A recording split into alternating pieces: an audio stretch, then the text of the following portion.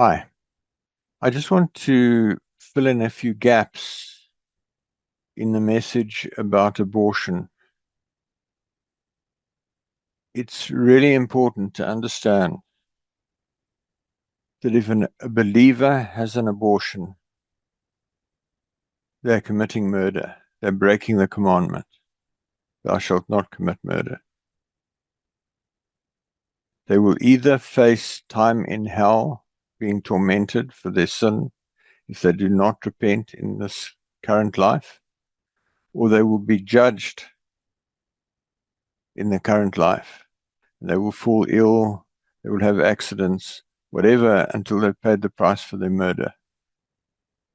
Or they can come before the throne of grace and repent and say, Father, I confess that I murdered my child, and I repent and I ask you to forgive me and take the bread and wine of the covenant meal. If somebody comes to belief after they've had an abortion, it is absolutely vital that when you are ministering to that person with regard to the sins that they committed before they came to belief, that you pray appropriately. Lead them in prayer. Father, I recall that I've had 1, 2, 3, 4 abortions. I confess it as sin.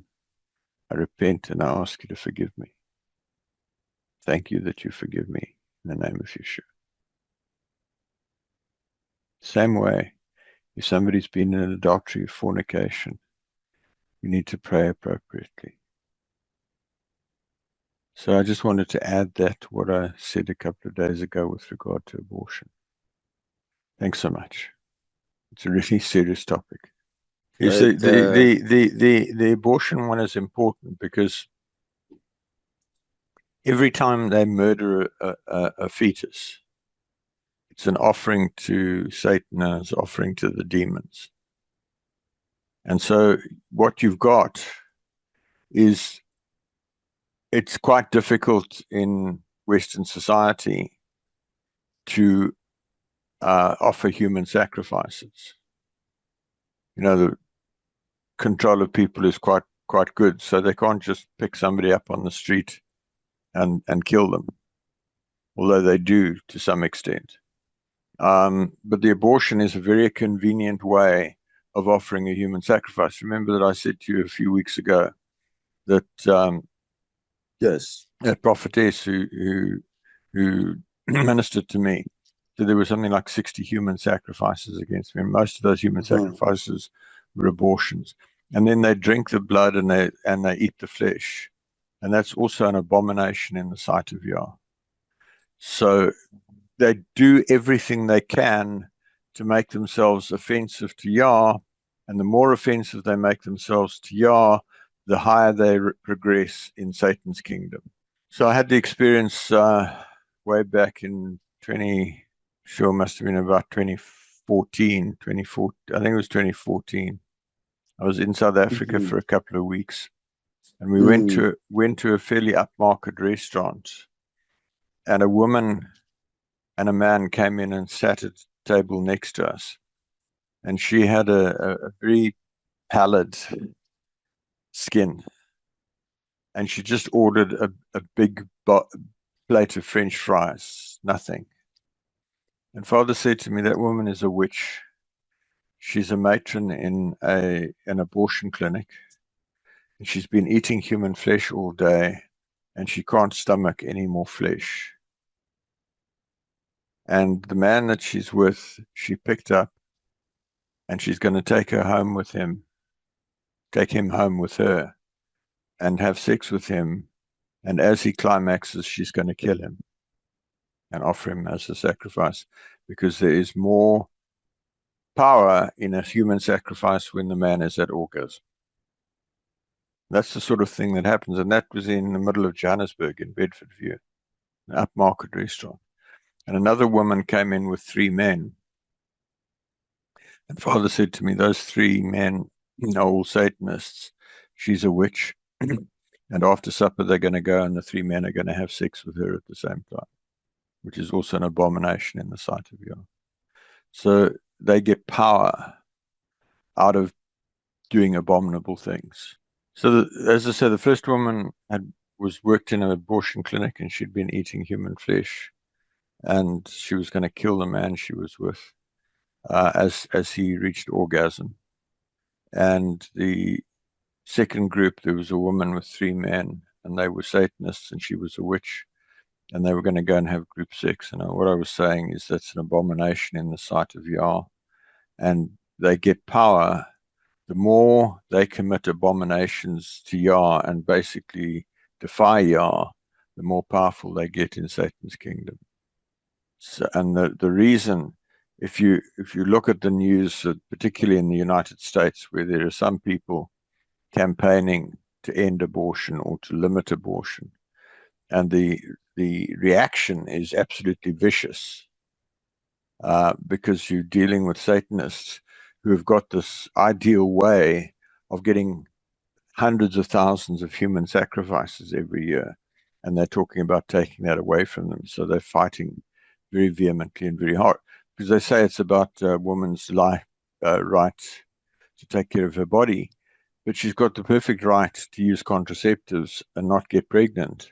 This thing about killing babies when they're in the womb, when they're 6 months or 9, 8, because some of the states allow late-term abortions. They can basically have an abortion up until the time that the child is due for delivery. So a baby that's almost at term, they'll take out and kill it, and that gives them great power. So it's really appalling what happens there. So, in fact, it is not only in USA, UK, and European countries. Abortion is so rampant everywhere. Is that so? Everywhere, okay. Even in Africa, in most of the families, you find young girls of, say, 15 years of age, 16 to around 20-something. So abortion is overwhelming. So, in other words, you are saying that it's demonic. It is not normal abortion. It's demonic.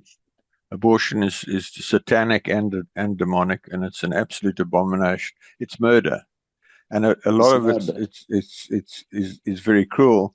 Some of it, they take some sort of rotating thing, and they push it up into the womb of the woman, and it just chops the living baby to pieces. And again, that gives them more power, because they create, what they're doing is an absolute abomination. And if you go back to Molech, and in particular in the Old Testament, where they offered babies to Molech, and what they had was great big bronze statues with a very high temperature fire inside, and the statue had a sort of a bowl in front of it that the heat flowed under, and they would put a live child into that bowl so that it was burned alive. That's the sort of abomination that Satan thrives on. And a young girl needs to understand that if she has abortion, she's a murderer.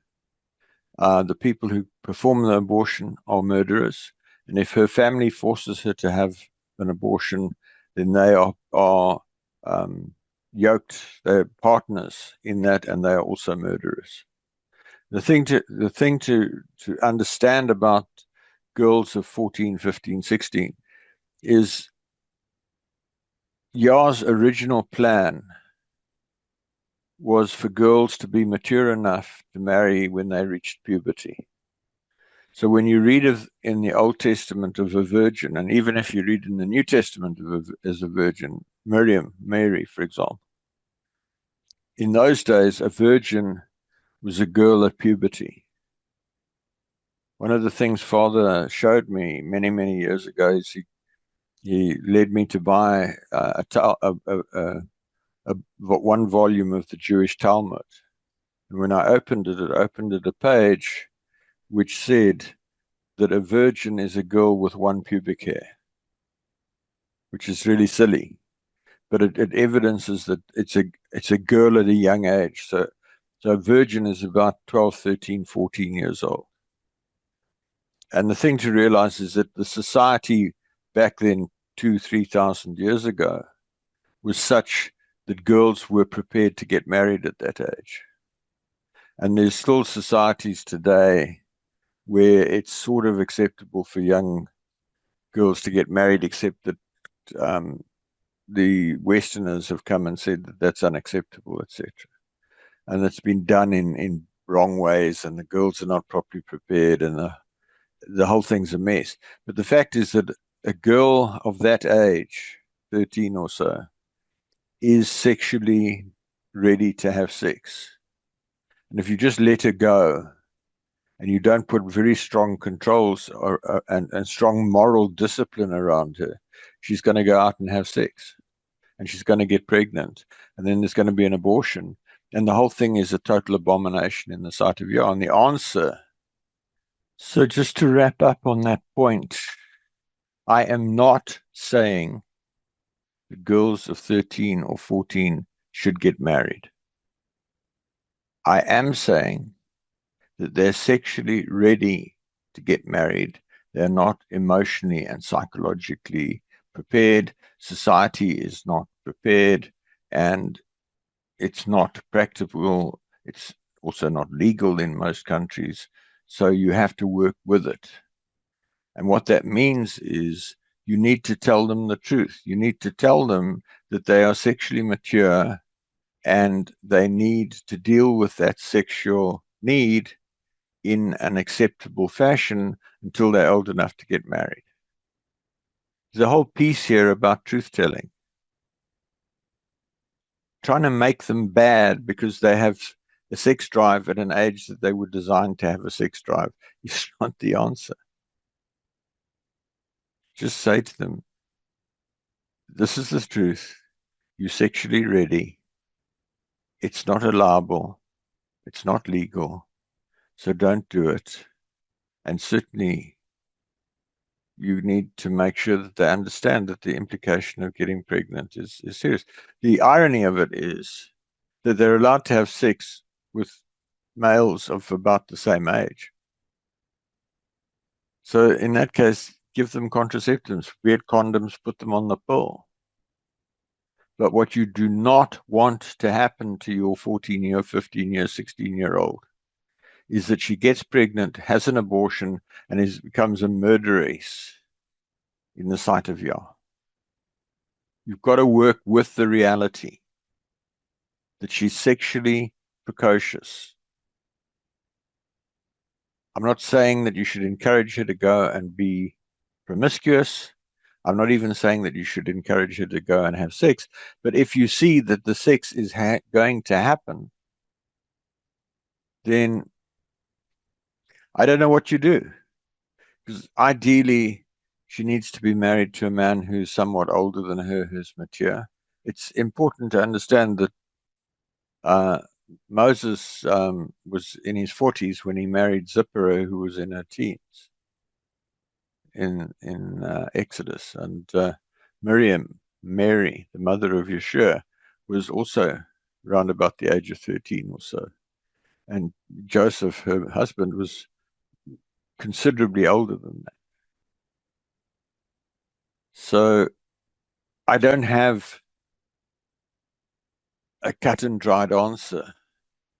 What I do say is do not break the law. And at some level, a law which forbids marriage at that age, but then kind of turns a blind eye to fornication at that age and permits abortion at that age is, to quote somebody who said that the law is an ass. But that's what we've got to work with. Do not break the law. Do not encourage promiscuity. And I'm thankful that my daughter is 37 years old and I don't have to worry about this in my lifetime. But I leave that with you. to see what you do. Okay.